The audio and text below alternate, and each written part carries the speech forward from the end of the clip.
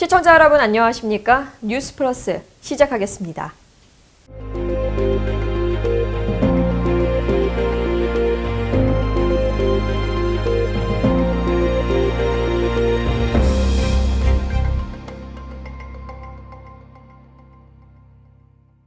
(3월이) 시작하고 첫 주인데 지금 대기질이 그야말로 최악입니다.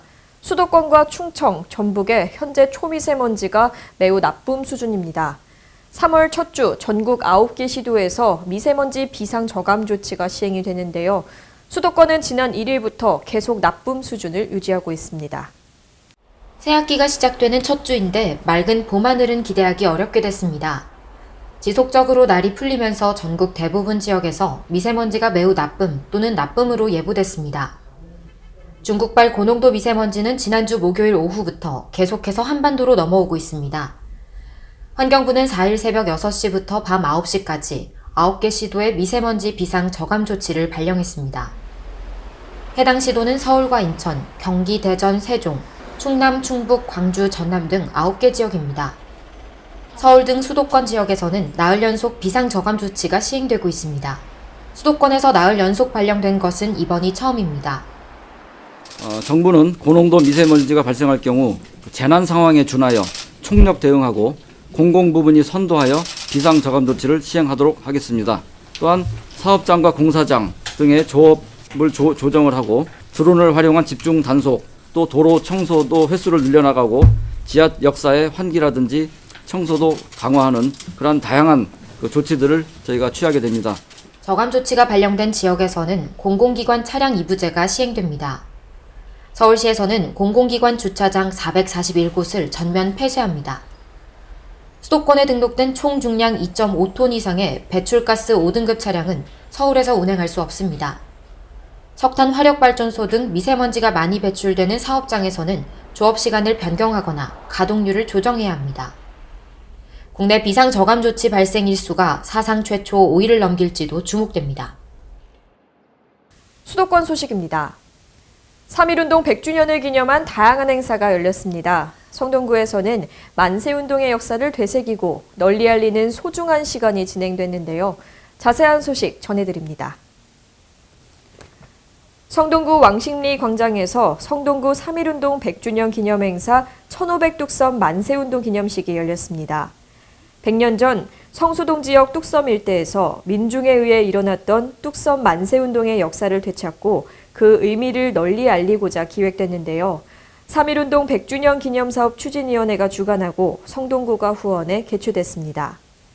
기념식은 오카리나와 구립 꿈의 오케스트라의 오프닝 공연을 시작으로 국민의례, 내빈 소개, 기념사, 감사패 수여의 순으로 진행됐습니다.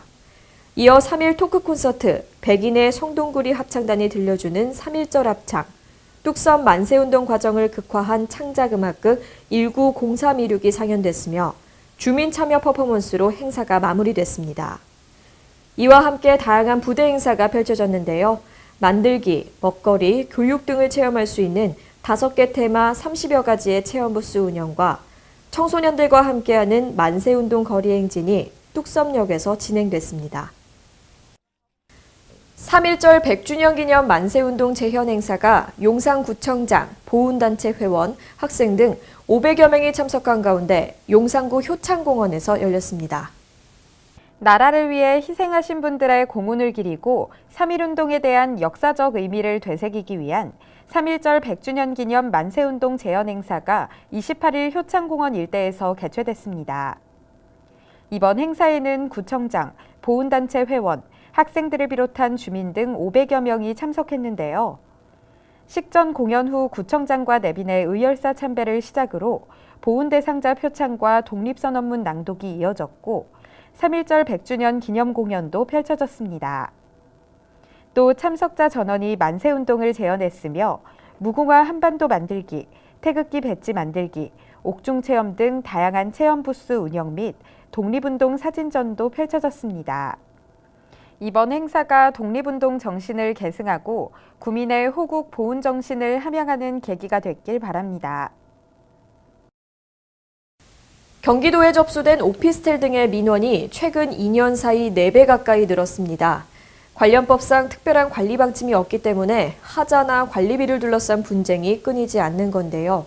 경기도가 문제 해결을 위해서 전문 관리 지원단을 파견하고 분쟁 해결에 나섭니다. 자세한 내용 한선지 기자입니다. 작년 경기도로 접수된 오피스텔 등의 집합 건물 관련 민원은 447건. 입주민과 관리사무소 사이 분쟁 신청도 41건으로 둘 다 2년 사이 4배나 늘었습니다. 대부분 과도한 관리비 징수나 건물 하자와 관련된 것들로 관련 법상 아파트와 달리 별다른 견제나 감독 권한이 없다는 게 원인입니다. 경기도가 이 문제를 해결하기 위해 특단의 조치를 내렸습니다. 이제부터 도가 직접 나서 점검하겠다는 겁니다. 입주민이 원할 경우 전문가로 꾸려진 관리 지원단을 현장에 보내 예산이나 회계, 건물 관리에 대한 부분을 꼼꼼히 따져줍니다. 또 무료 법률 상담 횟수를 한 달에 4번으로 늘리는 등 주민과의 소통 창구를 확대할 예정. 아파트처럼 관리 비리를 조사받도록 제도 개선도 추진합니다. 500세대 이상의 주거용 신축 오피스텔에 대해선 품질 검수를 진행해 관리 사각지대를 줄일 방침입니다. 교통수단이 발달하면서 국내 어디든 마음만 먹으면 쉽게 여행을 떠날 수 있지만 장애인이 단체로 이동하는 일은 아직 어려움이 많습니다. 이런 불편사항을 해결하기 위해 성남시에서는 3월부터 장애인 야외 나들이 전용 대형 버스인 조이누리 버스를 운영합니다. 성남시는 26일 시청 로비와 광장에서 장애인 150명과 은수미 성남시장 등이 참석한 가운데 조이누리 버스 시승식을 가졌습니다.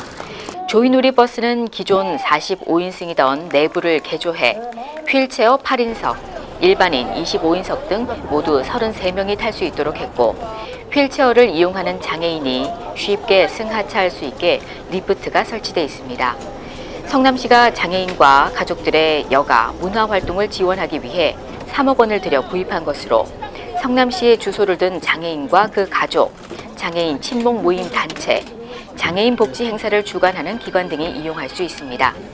예약은 성남시 장애인 종합복지관 홈페이지를 통해 받으며 최장 2박 3일간 무료로 이용할 수 있습니다. 시는 복지관 측에 운전사와 운영요원 등 2명의 인건비, 유류비, 통행료 등의 운영비를 연말까지 1억 원 지원하며 운영 성과를 지켜본 뒤 내년에 증차 여부를 결정할 방침입니다. 교육의 공공성을 일깨운 교육 거버넌스의 새로운 이름, 혁신교육지구라 하는데요. 광주시가 온 마을이 학교가 되는 진정한 마을교육 공동체를 향한 준비 단계에 들어갔습니다.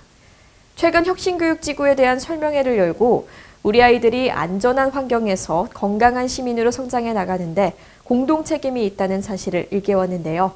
혁신교육지구가 무엇인지 그 정의부터 설명회 분위기까지 이만화 기자가 전해드립니다. 혁신교육지구를 소개하고 시민의 의견을 청취하기 위한 혁신교육지구 설명회가 경안동 행정복지센터에서 열렸습니다. 혁신교육지구란 학교와 지역사회가 지역 교육 공동체를 만들기 위해 적극적으로 소통하고 협력하는 지역을 의미합니다. 기존 교육의 무대가 학교였다면 혁신교육은 지역사회로 범위가 넓어집니다. 또 교과서에서 벗어나 지역의 인적, 물적 자원을 활용한 콘텐츠를 배우게 됩니다. 혁신교육지구는 학교 개념의 확대, 지역 전체가 학교가 되고 그리고 교사의 의미 확대, 지역의 사람들도 학교 교사들과 함께 아이들을 가르치는 그런 곳으로 해석을 하면 아마 쉽게 해석이 될 겁니다. 청소년이 교육의 주체가 되는 만큼 이들의 의견을 듣는 시간도 가졌습니다. 진로 시간에 이런 직업이 있다, 이런 직업이 있으니 너네도 원하는 직업을 선택해봐 이런 식보다는 그 직업을 가지고 계시는 분한테 직접 찾아가서 이 직업은 어떤 일을 하는지 직접 배우는 방식을 제안을 해보았습니다. 기존에 경기도에서 운영되는 혁신교육지구는 16곳. 설명회에서 시흥시 운영 사례를 들은 학부모들은 혁신교육지구에 대한 기대가 큽니다. 한 번도 해본 적이 없는 사업들이기 때문에, 그리고 또 광주에는 마을 선생님들 그런 분들이 숨어 계시는 분들이 되게 많으세요. 그런 분들을 발굴해서 저렇게 시흥시처럼 만든다면 광주시는 시흥시보다 더 발전하는 그런 교육지구가 될 것 같다고 생각합니다. 지역 전문가가 참여하는 진로 탐색 프로그램뿐만 아니라 생태, 문화, 역사 등 지역 사회 자원을 활용한 프로그램도 운영될 예정입니다. 이를 위해 혁신교육지구 사업을 위한 추진단이 구성됐고 광주시와 경기도교육청이 혁신교육지구 MOU를 체결했습니다. 올해 상반기에 혁신교육지구 조례가 제정되면 학교와 지역을 이어주는 교육협력지원센터도 설립돼 혁신교육지구를 위한 본격적인 프로그램이 개발될 예정입니다. 강원도 소식입니다. 세계 최초로 문학을 주제로 하는 국제영화제인 강릉국제문학영화제가 추진됩니다. 강릉시는 오는 11월 10일간의 일정으로 강릉 아레나와 대형 호텔을 활용해 문학 영화 상영, 포럼, 토론, 시상 등이 이루어지는 제1회 강릉국제문학영화제를 개최할 예정입니다. 이에 앞서 영화 관계인과 지역 문화예술인, 강릉시 의원, 강릉시민 등을 초청해 포럼을 개최했습니다. 포럼에는 김동호 전 부산영화제 이사장과 배우 안성기 씨가 참여했으며 문학도시 강릉과 영화도시 강릉 등의 주제로 발표가 진행됐습니다. 강릉시는 기존의 국내 국제영화제와 차별화된 전략을 추진하고 강릉 정동진 독립영화제, 인권영화제와 함께 시너지 효과를 창출할 수 있도록 할 방침입니다. 평창군의 주민 95%가 귀촌인으로 구성된 마을이 있다는 이야기 들어보셨나요? 금당 계곡길에 있는 봉황마을이 그 주인공인데요. 이미 물 좋고 공기 좋기로 소문난 이곳은 무엇보다도 사람이 단연 최고라고 합니다. 어떤 마을인지 심혜인 리포터가 다녀왔습니다. 봉황이 날개짓한다는 평창의 산골짜기 마을, 금당 계곡의 맑은 물 따라 정이 넘쳐 흐른다는 평창의 봉황마을입니다. 해발 고도 600m에 자리한 이 전형적인 산촌마을에는 특별한 점이 있습니다. 바로 마을 구성원들의 95%가 귀촌인이라는 사실입니다. 삶의 여유를 찾아 전원 생활을 꿈꾸는 귀촌인들이 봉황마을을 꾸준히 찾아와 인구가 늘어나고 있기 때문이라는데요. 현재 100여 가구가 살고 있는 이 마을에는 이곳에서 자고 나란 원주민이 8가구 뿐입니다. 저희는 한 18년 정도 됐고요.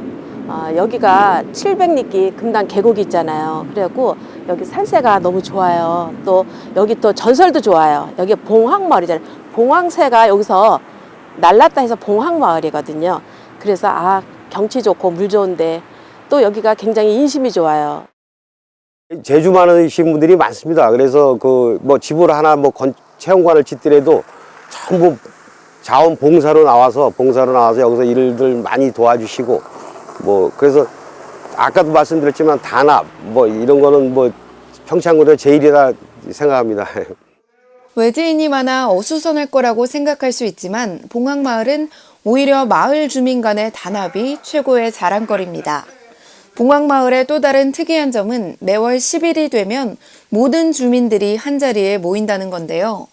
바로 마을의 소식을 나누고 전하는 반상회를 하기 위해서입니다. 봉황마을은 평창뿐 아니라 강원도에서도 인정받은 성공한 마을인데요. 최근에는 2019년 강원도형 명품 우수 엄지척 마을로 선정되는 쾌거를 이루기도 했습니다. 사업 선정보다도 봉황마을 주민들은 마을 공동체로서 서로 다정다감하게 지내며 마을을 함께 발전시키는 것이 중요하다고 하는데요. 고향보다 더 푸근한 마을, 편안함과 낭만이 가득한 마을, 휴식과 다양한 즐거움이 있는 마을이 되기를 바라는 봉황마을의 따뜻한 주민들의 바람이 느껴집니다. 횡성군이 강림면 주민들을 대상으로 찾아가는 요리교실을 운영합니다.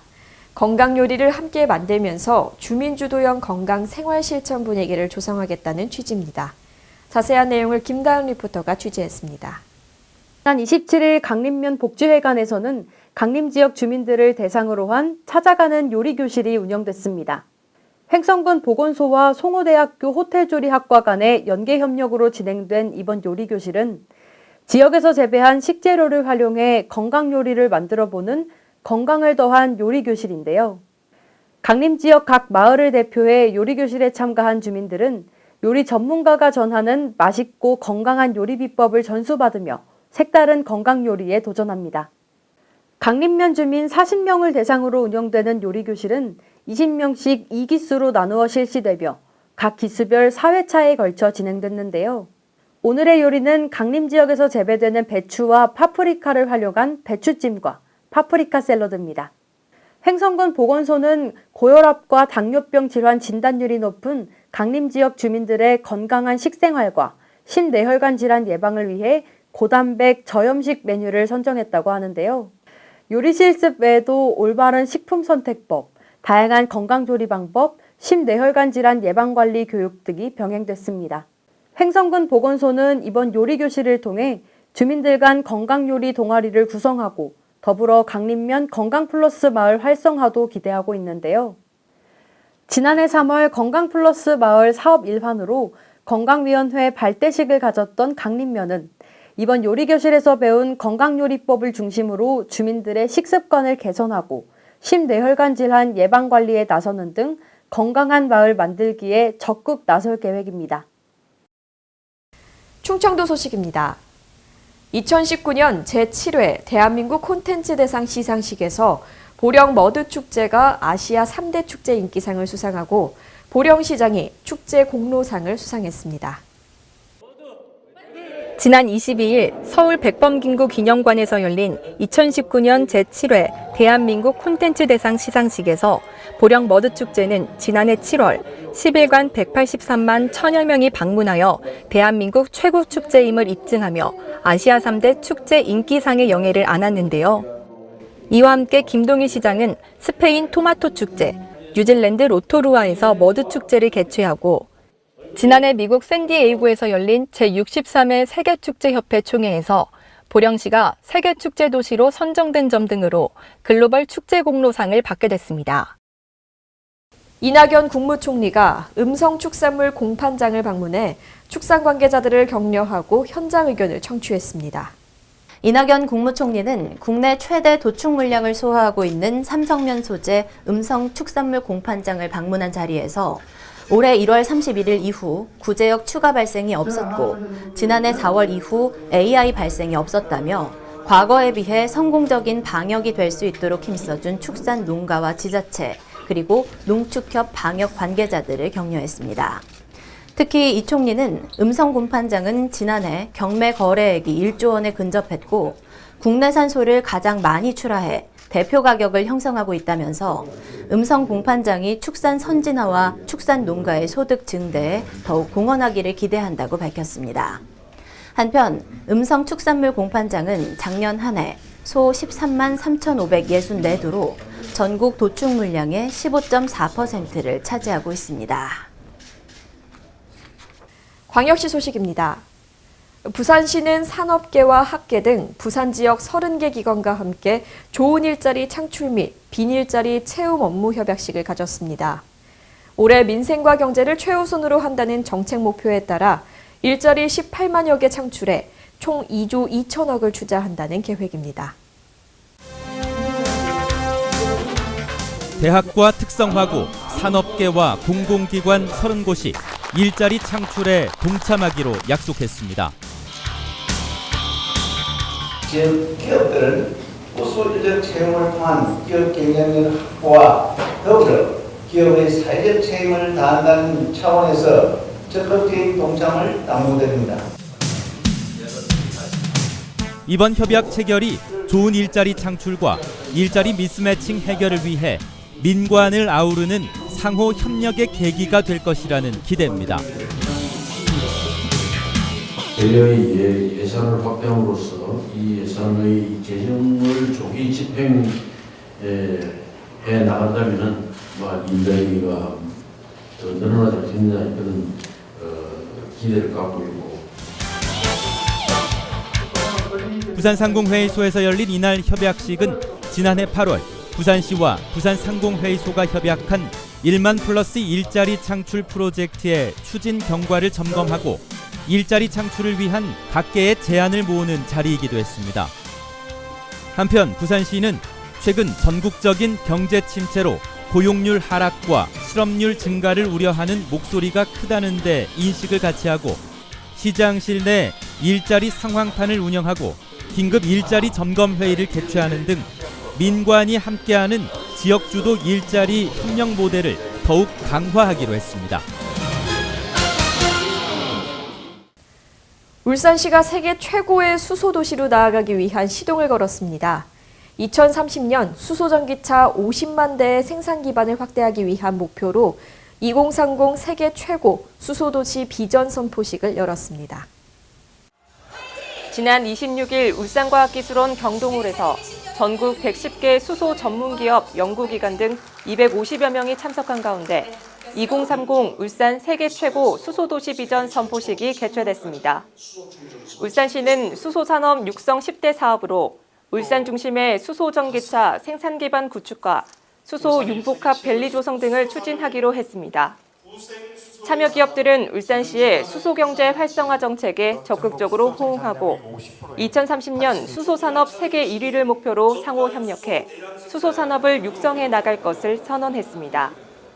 성철호 시장은 비전 선포식을 계기로 수소산업 육성 10대 사업을 차질 없이 추진해 정부의 2030년 수소산업 세계 1위 목표에 부응하고 세계 으뜸 수소 경제도시로 도약해 나갈 계획이다라고 밝혔습니다. 2019 대구 시민주간의 메인 프로그램인 시민 DIY 콘서트가 시민들의 관심과 참여 속에서 펼쳐졌습니다. 시민 DIY 콘서트는 시민 공모를 통해 선정된 17개 팀으로 동성로와 228 기념중앙공원에서 자랑스러운 시민 정신을 구현하는 다양한 장르의 공연을 선보였습니다. 지난 1월 28일부터 2월 1일까지 닷새간 진행된 시민 공모에는 총 56건이 접수됐고 음악과 전통예술, 연극, 무용 등 다양한 분야에서 17개 팀이 최종 선정돼 무대에 올랐습니다. 올해 첫 선을 보인 시민 DIY 콘서트는 시민이 직접 기획해 참여하고 다양한 세대와 계층이 호응할 수 있는 프로그램으로 구성해 눈길을 끌었습니다. 또 23일과 24일에는 시민 자유발언대가 코너로 진행돼 자원봉사자와 어린이 기자단, 시민이 발언자로 나서 대구와 시민정신의 이미지 등을 자유롭게 이야기하는 시간이 마련됐습니다. 전라도 소식입니다. 소상공인의 카드 결제 수수료 부담을 획기적으로 덜어줄 제로페이 전남 제도가 본격 시행됩니다.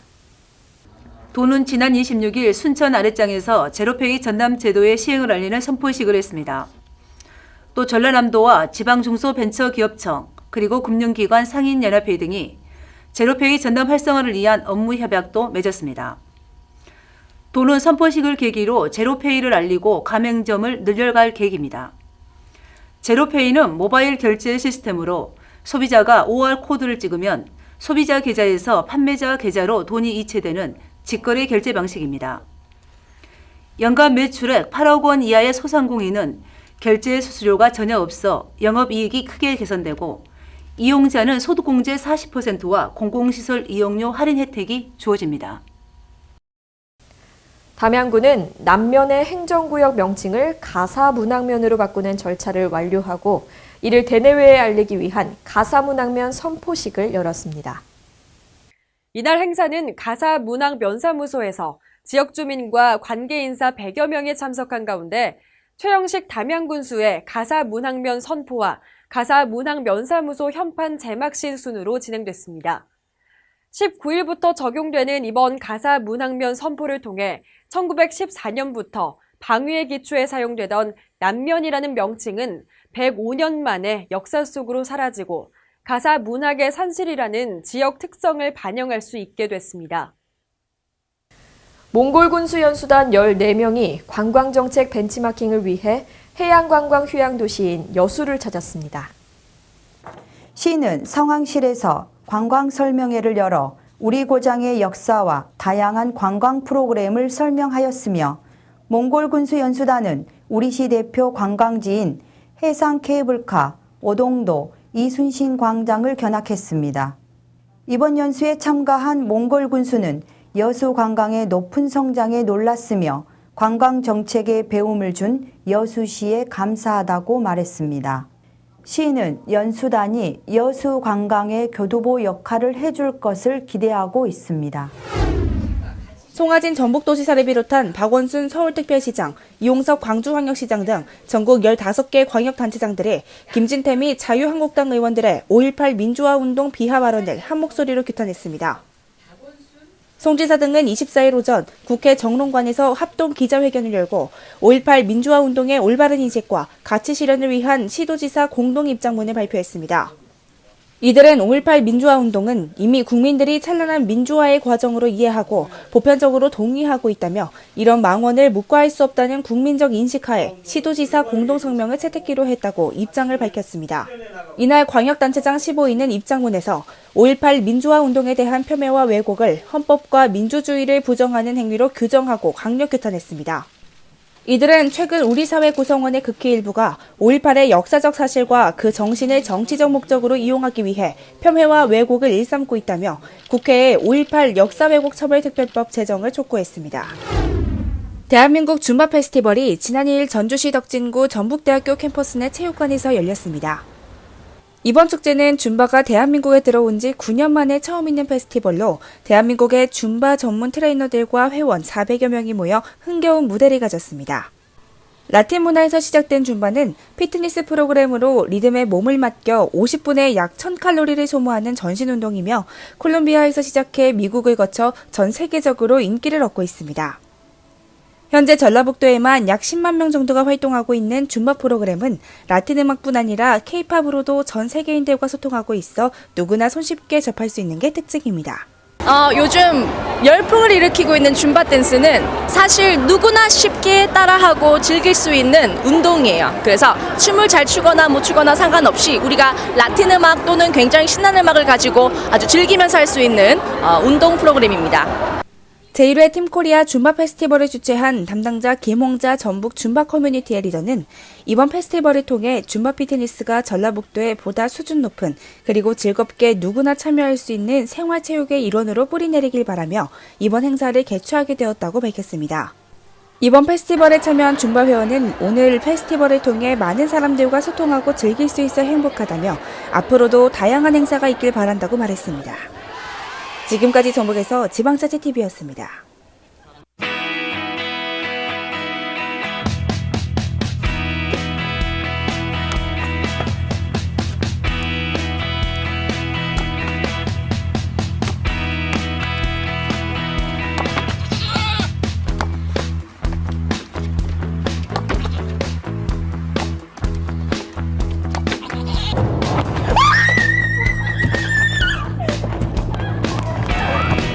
He's gonna jump at me. Hold on.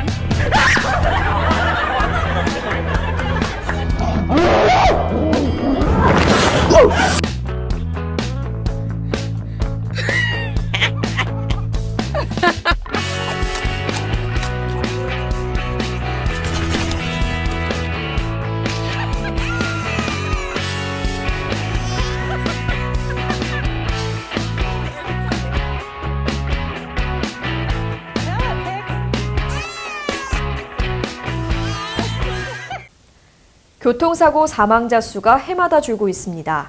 국토교통부에 따르면 지난해 교통사고 사망자가 42년 만에 처음으로 3,000명대로 떨어졌습니다. 이 사망자 수가 계속해서 줄어들기를 바라면서 오늘도 안전운전하시기 바랍니다. 뉴스 플러스 여기서 마치겠습니다. 시청해주신 여러분 고맙습니다.